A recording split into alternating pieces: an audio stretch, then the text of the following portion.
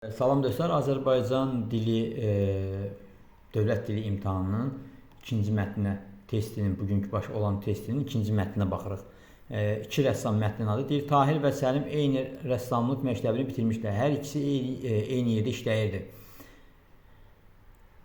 Daim bir-birinə məsləhətlər verir, təcrübələri bölüşürdülər. Onların hər birinin özünə məxsus yaradıcılıq tərzi var idi. Tahir həmişə peyzaj, təbiət mənzərələri çəkir. Səlim isə portretlərdə insan əzab-əziyyətlərini, kədərini tünd boyalarla təsvir edirdi. Şəhərdə rəsm müsabiqəsi keçirildi. Tahir və Səlim də müsabiqəyə qoşuldular. Tahir tablosunda ağacları, kəsilmiş meyvə, meşə sahələrini təsvir etmişdi. Yaşlı bir kişi kötüklərdən birinin dibinə su tökürdü. Səlim isə öz tablosunda zəhmətkeş insan obrazı yaratmışdı. Adamın çat-çat olmuş qabarlı əlləri ön planda idi. Bu əllər çoxalma çətinliklərində keçmiş ömrünü, acı günlərini xatırlayırdı. Tabloya tamaşa edənlərin sayı xeyli çox idi. Səlim əmin idi ki, qalib gələcək. Lakin nəticədə onun gözlədiyi kimi olmadı. Münsiflər Tahiri qalib seçdilər. Səlim etiraz etdi. Bəs mənim əsərim nə üçün seçilmədi? Münsiflərdən biri cavab verdi. Düzdür, sən əsərini çox ustalıqla yaratmışsan. Amma insanların yalnız ağrı acısını göstərmişsən. Tahir isə onların sabahla olan ümidlərini əks etdirib. Səlim bir daha Tahirin tablosuna diqqətlə baxdı. Birdən kötüyün dibindən cücərən fidana gözü sataşdı. O anladı ki, bu fidan insanların ümidini əks etdirir. Həqiqətən də əsl sənət yalnız ağrı və əzabları deyil, eyni zamanda insanın mübarizəsini, gələcəyə inamını ifadə etməlidir. Çox möhtəşəm bir əsərdir, mətindir. Mənim çox xoşuma gəldi mətin. İndi gəlin mətnin suallarını işləyək.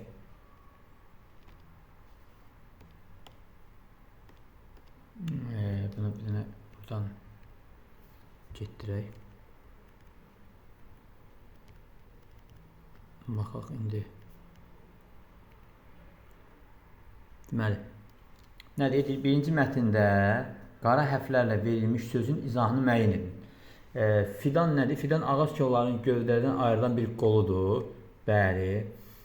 Bitkilərin torpaq altında olan onların qidalarını tünd qara hərflərlə verilmiş sözün izahını müəyyən edin deyir. Ağac və kolların kötüyü ilə görən cavan ağac. Bu budaqdır uşaqlar. Buna budaq deyirik biz. Bu budaqdır. Bitkilərin və kolların altında olan və onları qidalandıran hissə bu kökdür. İri budaqları və bərk gövdəsi olan çox illik bitki, bu iri budaqları və bərk gövdəsi olan çox illik bitki ağacdır bu. Uşaqlar, buna ağac deyirik. Ağacın yerdən iri budaqlarına qədər olan hissə gövdə deyirik buna. Gövdə. Ağacın və kolların kötüyündən göyərən cavan ağac və buna budaq deyirik. Yəni fidan deyirik buna.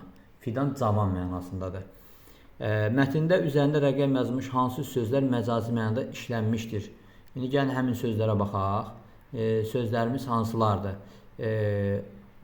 Qabarlı, acı, tökürdü, bölüşürdü. Təcrübələrini bölüşmək. Təcrübələrini bölüşmək deyəndə ki, yəni bir-birinə ötürürdülər. Su tökmək həqiqi mənadadır. Bu həqiqi mənadadır uşaqlar. Bu həqiqi mənadadır. Çat-çat olmuş qabarlı əllər. Əl qabarlı ola bilər. Bu da həqiqi mənadadır. Ömrünün acı günləri. Bu məcazi mənadadır. Acı ola bilməz. İndi burada biz gəlirik hara? Deməli 4 və bir də bölüşmək. Bu da fikir mübadiləsidir əslində. Fikir mübadiləsidir. Fikir mübadiləsi. Ona görə də biz ona təcrübələri necə bölüşə bilərsən? 2 yerə ayırıb yarısı sən, yarısı mən deyə bilmirsən. 1 ilə 4-ü götürəcəyik. Bəli, burada da baxaq görək şagird nə götürüb. Şagird də 1-4-ü götürüb, doğrudur. Bu da doğrudur. Mətnə əsasən doğru fikir müəyyən edin. Tahir peyzaj janrında rəsmlər çəkirdi. Bəli. Yaratdığı əsərlərdə tünd rənglərdən çox istifadə. Belə bir fikir yoxdur orada. Səlim əsərlərində insanların acısını əks etdirirdi. Bu da doğrudur. Əsərlərindəki nikbin ifadələr nikbin deyildi. O ancaq bədbinlər çəkirdi. Hər ikisi rəsm əsəri təbiətin mühafizəsinə həsr olmuşdu. Xeyr. Hər ikisinin əsəri insan obrazı vardı. Bəli, hər ikisinin əsərində insan obrazı vardı. 1, 2 və 6. Elə bir cavab varmı? Bəli, cavab E variantıdır.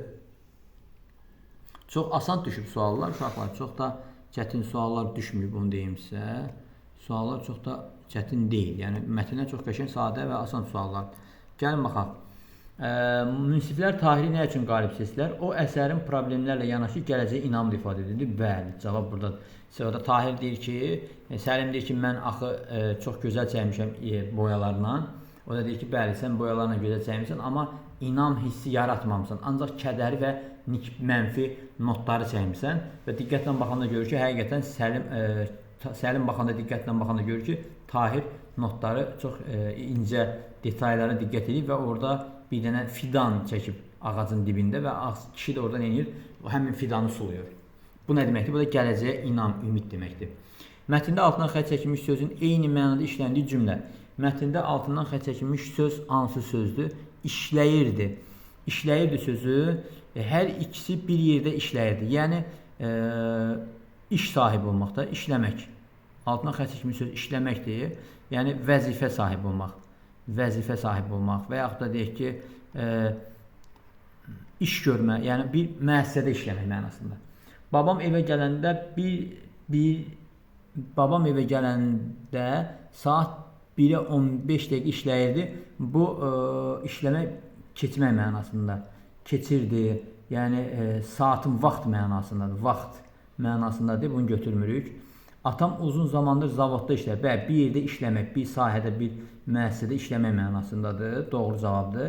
Köhnə maşının motoru işləyirdi, yəni xodlanmaq mənasında. Ruslar buna işə düşmək, xodlanırdı, belə yazın, belə deyim mən sizə, daha doğru deyir də, xodlanırdı, olmaz. Soyuq adamın sümüklərini işləyirdi, burada məcazi mənadadır, üşüdürdü mənasında, üşüdürdü, adamı üşüdürdü, belə düşünə bilərik, bu da məcazi mənadadır. Keçən il evimizin yanında mağaza 24 saat işləyirdi, yəni bu da xidmət göstərirdi. Bu da neyinidir? Xidmət göstərmək, bu da eyni şəkildə məcazi mənada olacaq. Ona görə də doğru cavabımız nədir? Doğru cavabımız C variantıdır. Mətnin əsas ideyasını müəyyənləşdirin. Sənətkarlar təkcə problemləri göstərməməli, qəlblərdəki ümidləri oyatmalıdırlar. Bəli, doğru cavab A variantıdır. Çünki münsiflər niyə görə bal verirlər? Təkcə insanların, məsələn, Tahir təkcə insanların əziyyətlərini, əllərindəki qabarı, insanların kədərini yox. Məsələn, orada ağaclar qırılıb, orada kədəri göstərmir. Orada kədərin yanında, problemin yanında, həm də bu problemdən bir nəticə çıxarıb, o problemi həll edib, ümid işığı ola biləri göstərir. Növbəti 21-ci sual deyil, mətnin nəticə hissəsində hansı cümləni tamamlamaq olar? Səlim rəsm əsərini qabarlı əllər adlandırdı. Yox. Münsiflərin seçdiyi ədalətsizlik oldu. Xeyr. Çünki Səlim orada görür ki, həqiqətən də diqqət elədiyi məsələ nədir? Fidan məsələsini diqqət eləyəndə gördü ki, həqiqətən də Tahir çox gözəl əsər çəkib. Münsiflərə şəhərin məşhur rəssamları iştirak edirdi. Elə bir şey orada yoxdur. Bu hadisə Səlimin yaradıcılığında yeni yol açdı. Bəli, bu hadisə Səlimin yaradıcılığında yeni baxış açısı açdı. Yeni baxış bucağı açdı. Daha doğrusu Tahirə niyə bal verdiklərini öyrənmiş oldu. İnsanların kədərini, qəmini əks etdirmək vacibdir, elə bir şey yoxdur. Ümidi əks etdi. Orada olsaydı ki, ümidi qaldırmaq və yaxud da insanlara ümid hissi oyatmaq, məsələn, və yaxud da ümid hissi oyatmaq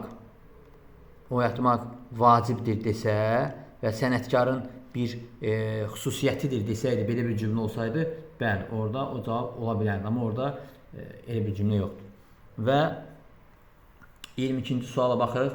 Deyir ki, cavab vərəqində cavablandırın. Əsas mətninə çərçivədə verilmiş mətnin üslubu xüsusiyyətləri. Baxın uşaqlar, əsas mətn bədii üslubdadır. Əsas mətn bədii üslubdadır.